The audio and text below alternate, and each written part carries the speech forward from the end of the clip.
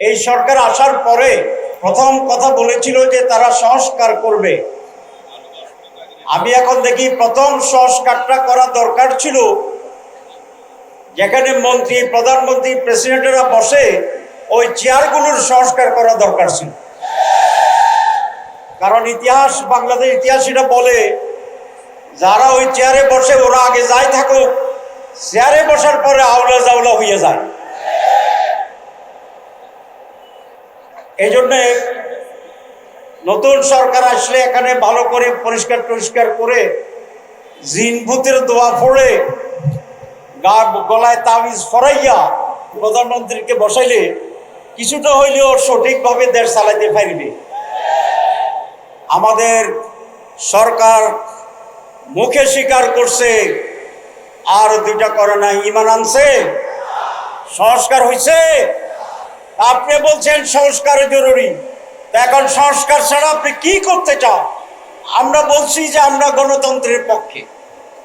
তো গণতন্ত্র হচ্ছে মেজরিটি মাস্ট বি গ্যারান্টেড, হচ্ছে গণতন্ত্র। ৭১ লোক কি মেজরিটি না মাইনরিটি? ওনারা ৭১ লিখতে কিভাবে লিখতে হয়? 7-1 7-1। চশমার কারণে এটা উল্টা দেখছে ১৭। ৭১কে ১৭ দেখা যায়নি? যায়, আপনারা এগুলো পড়েন। আমি মাঝে মধ্যে উল্টা দেখি। ৩২-এ ২৩ মনে হয়, ৪০-২৪-এ ৪২ মনে হয়। তো যদি ৭১% লোক যদি পিয়ার চান, তাহলে আপনাদের বিরুদ্ধে করার কি অধিকার আছে? মেজরিটি মানুষের মত প্রকাশ এবং সেইভাবে কার্যকরণের নাম হচ্ছে ডেমোক্রেসি। যারা মুখে বলে ডেমোক্রেসি, বৃহত্তর জনগণের মতকে গুরুত্ব দিতে চায় না, তাদের ব্যাপারে বলা যায় মুখ মে শেখ ফরিদ, বগল মে, ওইটা আপনারা জানেন। সুতরাং আমি বলতে চাই, বক্তব্য বেশি দেব না, আসুন ডায়লগ করি। সরকারকে আহ্বান জানাবো, রাজনৈতিক দলগুলোর সাথে ডায়লগে বসেন। রাজনৈতিক দলগুলোর কাছে আবেদন জানাবো, আসুন আমরা ইন্টার পার্টি ডায়লগ করি, আমরা ইন্টার পার্টি রাউন্ড টেবল করি। দেশকে অনিশ্চয়তার দিকে নিয়ে যাবেন না, জনগণের বিপরীতে দাঁড়াবেন না, আর একটি 1-11 ক্ষেত্র তৈরি করবেন না। আমরা রাজনৈতিক দল এবং রাজনীতিবিদরা দায়িত্বশীলতার পরিচয় দিয়ে, সুতরাং রাজনীতিবিদদের প্রজ্ঞার পরিচয় দিতে হবে। দেশের জন্য যেটা কল্যাণ, সেই ব্যাপারে আসুন আলাপ আলোচনার মাধ্যমে আমরা একটি নির্বাচনের সুষ্ঠু পরিবেশ তৈরি করার জন্য উদ্যোগ গ্রহণ করি। আমি সরকার প্রধানকে বলবো, এটি আপনার মৌলিক দায়িত্ব। আপনি আব্দুল্লাহ মোহাম্মদ তাহেরকে দায়িত্ব দেন, আমরা আপনাকে আইনের রাস্তা দেখাই দেব, সংবিধানের কি উপায় আছে সেটা দেখাই দেব। যদি আমরা দেখাইতে পারি, প্রমাণ করতে পারি, রাস্তা তৈরি করতে পারি, তাহলে তো আপনার আর কোনো সমস্যা থাকার কথা। কিন্তু মানুষকে আর বোকা বানানোর সুযোগ হবে না। মানুষ ঐক্যবদ্ধ। মঞ্চ ভূমিষ্ঠ বাংলাদেশ জামাত ইসলামীর সংগ্রামী কেন্দ্রীয় নেতৃবৃন্দ, সংগ্রামী দেশবাসী, আজকে এই সমাবেশ জামাত ইসলামীর করার কথা ছিল না, কিন্তু আমরা এই সমাবেশ ডাকতে বাধ্য হয়েছি। আমরা শুরু থেকে ৪১ দফা প্রণয়ন করেছিলাম, সেখানেও আমরা পেয়ারের কথা বলেছি। এরপরে সংক্ষেপ করে আমরা ১০ দফা দিয়েছিলাম, সেখানেও আমরা পেয়ারের কথা বলেছি। কেন বলেছি?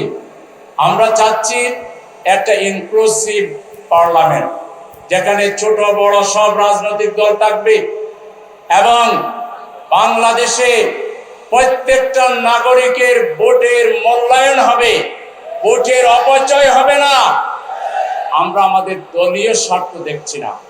আমরা অবাক হই, কিছু রাজনৈতিক দল জনগণের সমর্থন নিয়ে ক্ষমতায় যেতে চায়, কিন্তু জনগণের প্রকৃত মূল্যায়ন তারা করতে চায় না। আমরা পরিষ্কার বলে দিচ্ছি, আপনারা এই পিয়ারের পক্ষে যারা নাই, তারা যদি নির্বাচন চান তাড়াতাড়ি পিয়ারের পক্ষে আসতে হবে। আর যদি না আসেন, ইউনূস সরকার সাহেবকে আমরা বলবো, আপনারা গণভোট দেন। 90% উপরে মানুষ পিয়ারের পক্ষে, 90% মানুষের বিপক্ষে গিয়ে যেন তেন তামাশার নির্বাচন বাংলার জনগণ দেখতে চায় না। 2 নাম্বার, লেভেল প্লেইং ফিল্ড তৈরি করতে হবে। যে নেতারা বলছে দাঁড়িপাল্লায় ভোট দিলে কেউ নিরাপদে বাড়ি যেতে পারবে না, সেই নেতাদেরকে ভোটের অযোগ্য ঘোষণা করে এদেরকে নির্বাচনের আগেই শাস্তি দিতে হবে। নির্বাচন কমিশনকে আরপিও সংশোধন করে এখন থেকেই কারা বাড়াবাড়ি করছে, কারা দেশের বিরুদ্ধে ষড়যন্ত্র করছে, আওয়ামী লীগের লোক বিএনপিতে ঢুকে যদি অতীত রাজনীতি করতে চায়, অতীত রাজনীতির জন্য হাসিনা যেভাবে অতীত হয়েছে, আপনারা অতীত হয়ে যাবেন। বাংলাদেশের রাজনীতির মূল্যায়ন অতীত দিয়ে হবে না, ভবিষ্যৎ দিয়ে হবে। গত 12 মাসে জামাত কি করেছে আর কে কি করেছেন, মানবিক সেবা আপনারা কি করেছেন, দেশ গঠনমূলক আপনারা কি করেছেন, এগুলো মূল্যায়ন করেই জনগণ জামাতকে ইনশাআল্লাহ আগামী দিনে ক্ষমতায় পাঠাবে। 3 নাম্বার বলতে চাই, আপনারা এত খাওয়া দাওয়া করলেন, 2-1টাতে আমাদের যাওয়ার সুযোগ হয়েছিল, বেশিরভাগ আমাদের তায়ের ভাই রফিক বেড়ে গেছেন। এত খাই দেই করে এখন বলেন আমাদের কোনো ক্ষমতা নাই, আমরা সনদকে আইনি ভিত্তি দিতে পারবো না, এই তামাশা বাংলার জনগণ মানবে না।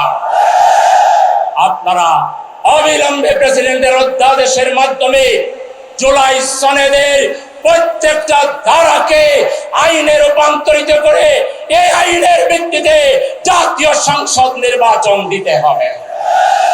নতুবা দেশের জনগণ যদি রাস্তায় নেমে পড়ে, আপনারা তো 2-1টা দলের রাস্তা ব্লক দেখেছেন, এটা সেটা দেখেছেন, তাতেই কাঁপতেছেন। জামাতের নেতৃত্বে দেশের বেশিরভাগ মানুষ যদি রাস্তায় নেমে পড়ে, আপনারা ওই তামাশার আপনারা আমাদেরকে নির্বাচন বিরোধী মনে করবেন না। বাংলাদেশে সবার আগে নির্বাচনের প্রস্তুতি শুরু করেছে জামাতে ইসলামী। এখন নির্বাচন দেন, শুধু গ্যারান্টি দেন, কোনো কারচুপি হবে না, লেভেল প্লেইং ফিল্ডের কোনো ঘাটতি হবে না। আমরা আগামীকাল নির্বাচন ঘোষণা করলে আমরা রাজি আছি। কিন্তু আবারও অতীতের মতো হাসিনা মার্কা নির্বাচন করে দেশকে ভারতের দাবেদার বাড়ানোর কোন ষড়যন্ত্র আমরা মেনে নিতে পারি না। সঠিক ভোটের মাধ্যমে নির্বাচন না হলে যে দুর্বল সরকার হবে, বাংলাদেশের অর্থনীতি ভেঙে পড়বে, বাংলাদেশের রাজনীতিতে নতুন অশনি সংকেত দেখা দিবে, এটা বাংলাদেশে হতে আমরা দিতে পারি না। সংগ্রামী জনতা, তাই আসুন আজকে আমাদের নেতৃবৃন্দ বলবেন, প্রয়োজনে প্রতিদিন যদি একবার রাস্তায় নামা লাগে, লেভেল প্লেইং ফিল্ড আদায় করার জন্য, জুলাই সনদকে আইনি ভিত্তি দেওয়ার জন্য, পিআর পদ্ধতি বাস্তবায়ন করার জন্য প্রত্যেকদিন বিকেলে যদি একটা রাস্তা বন্ধ করতে হয়, আপনারা কি পারবেন? নেতৃবৃন্দ ঘোষণা দিলে আমরা সেটা করতে রাজি আছি। সবাইকে আন্দোলনের জন্য প্রস্তুত হওয়ার আহ্বান জানিয়ে, অনতিবিলম্বে আমাদের দাবি মেনে নেওয়ার উদাত্ত আহ্বান জানিয়ে আমার কথাখানে শেষ করছি। আল্লাহ হাফেজ। সংগ্রামী ভাই এবং বন্ধুগণ, ইতিমধ্যেই আজকের এই সমাবেশের সম্মানিত প্রধান অতিথি, বাংলাদেশ জামাত ইসলামীর সম্মানিত নায়েবে আমির, সাবেক সংসদ সদস্য জনাব ডাক্তার সৈয়দ আব্দুল্লাহ মোহাম্মদ তাহের প্রোগ্রামে এসে উপস্থিত হয়েছেন। আমরা আজকের এই সমাবেশের পক্ষ থেকে তাকে আন্তরিক ধন্যবাদ এবং অভিনন্দন জানাচ্ছি। সংগ্রামী ভাইরা আমার, আজকের এই সমাবেশে এখন বক্তব্য রাখবেন বাংলাদেশ জামাত ইসলামীর সম্মানিত সহকারী সেক্রেটারি জেনারেল, বিশিষ্ট আলেম দ্বীন, জননেতা মাওলানা আব্দুল হালিম এখন বক্তব্য রাখবেন।